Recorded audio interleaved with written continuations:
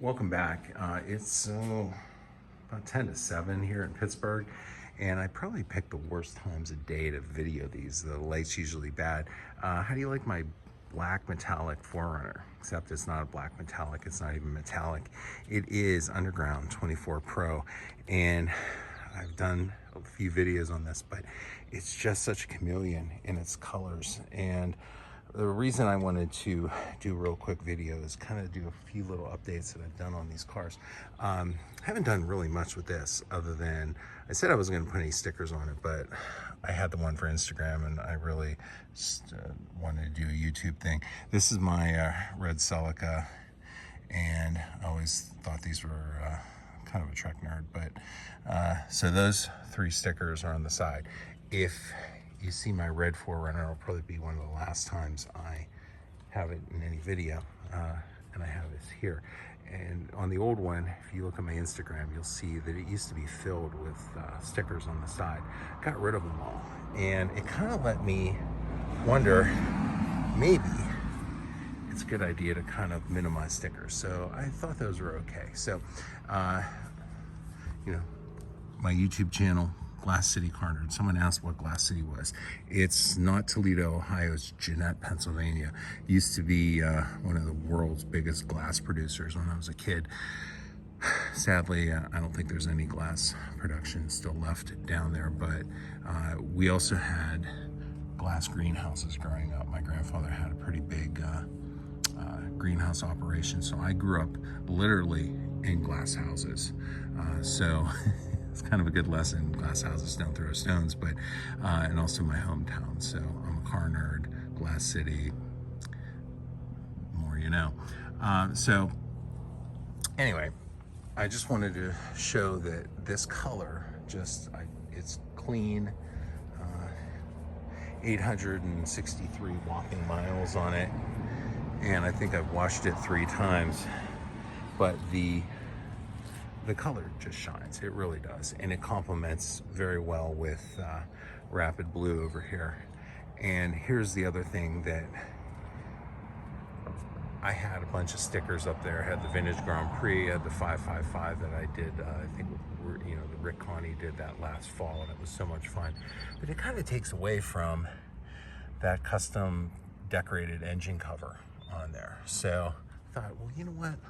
Let's just minimize this. I had stuff in the side windows, but then I had the side windows tinted with XPEL tinting on there, and it's, you know, you can see this because the sun's shining in there, but normally you can't see anything in on the sides, and I love that. I had it up at Blackout for its 1-year appointment. I said, why don't you do the windows? And with the windows in the same color black for the transparent roof. And then today was so nice. We've had actually 2 whole sunny days here in Pittsburgh. This is a Speedway Composites. If I butchered that, I'm sorry, but no, Speedway Composites wind blocker on there. I put it in for the first time. Justin and Horsepower Obsessed had featured them, and I thought, well, that looks like something I could really get into, and I'm glad. It's really nicely done. If you see, it has a little Stingray emblem, a little carbon fiber on there, and it's real easy to go in. There's a bag for it that it stows in the trunk, so I can have it in there for when I need it. And I drove this out to the next county over today, and put about 75 miles on it, and very comfortable. Had the windows up a lot of the time, windows down, minimal intrusion. I did not like how the wind buffeted in either way without that in place. If you have a coupe and you want to use it, I highly recommend that. It's not sponsored at all, but I will tell you, it makes it very livable. So I removed all the stickers, and I just had the simple call out right there. And I don't even know, I might take that off, but less is more, as I realized today. That's what they meant. This, don't take away from the looks of the lines of the car. That's why I went with a car without a spoiler. This is a 3LT. I didn't realize there was a spoiler delete Z51, or I would have done that.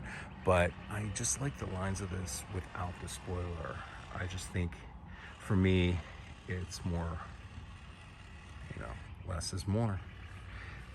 And I love the wheels. I love the gunmetal with the red stripe. I love the red calipers. I love the black exhaust tips. The window tint on the side never really stuck out, or never really sat well with me, this fake plate being so dark and the window here being lighter. So if I step back, you get away from the sun, you can see how that is. And when you have that transparent roof in the top, it's all the same shade of black. So it really ties in nice with the nacelles, with the mirror, the edges of the mirror caps, the front, valance, the rear valance, the back window. And so you have this blue, and you have this either black or the carbon flash metallic on there. So it really is a nice theme. I went with the black Corvette call out in the back as well. So less is more. This really looks good. Hopefully it's going to stay in the family. I believe it is, and as not my possession, but a family member wants to purchase this, so I de-stickered it. I got it all cleaned off, and I need to wash it on the outside, but it's sitting outside. I detailed the interior on this, and show you, these are the WeatherTech rear mats on here. And then, of course, the WeatherTech front mats on here. I'll show you the canvas back liners on these. So what's nice on this, and you can probably see these, these aren't lined like the,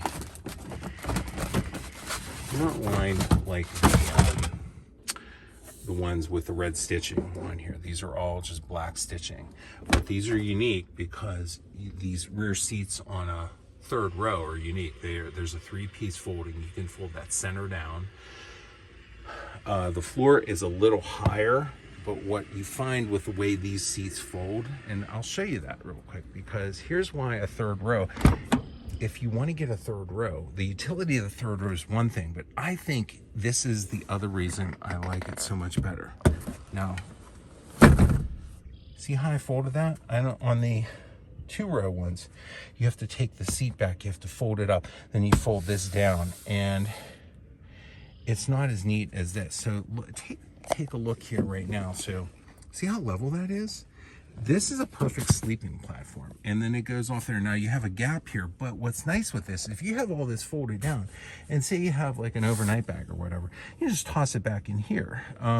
It makes it a lot more usable. A third row equipped, if they did this on a TRD Pro, I would pay whatever they asked for it, because it's just part of an SUV. The U is utility, and it's not just the off-road controls and things like that. It's the usability of this. This is what I'm going to miss the most about the third row not being on my Pro. It's this. It's the levelness. I like how these seats go. I like the utility. I can just fold that center one down separately from the other one. So if I was bringing skis home, I could do that. I could have 2 people. Actually, you could have the third row up and put stuff down in between. It's just, there's a lot of options with the third row on here. And the problem was Toyota packaged these only with the SR5, SR5 Premium, and the Limiteds. And they kind of basically, assumed that no one who wanted a fully capable 4-wheel drive system with, off-road select and multi-terrain select and, and the off-road, the controls on there, they made a mistake. I really think they made a mistake. As far as I'm aware, there is no engineering reason why you cannot have a third row on a TRD Pro. I've seen people convert them. It's a good idea. I'm not going to do it, but I saw someone do it, and it's pretty involved. It's a very unique law, your panels and everything back there.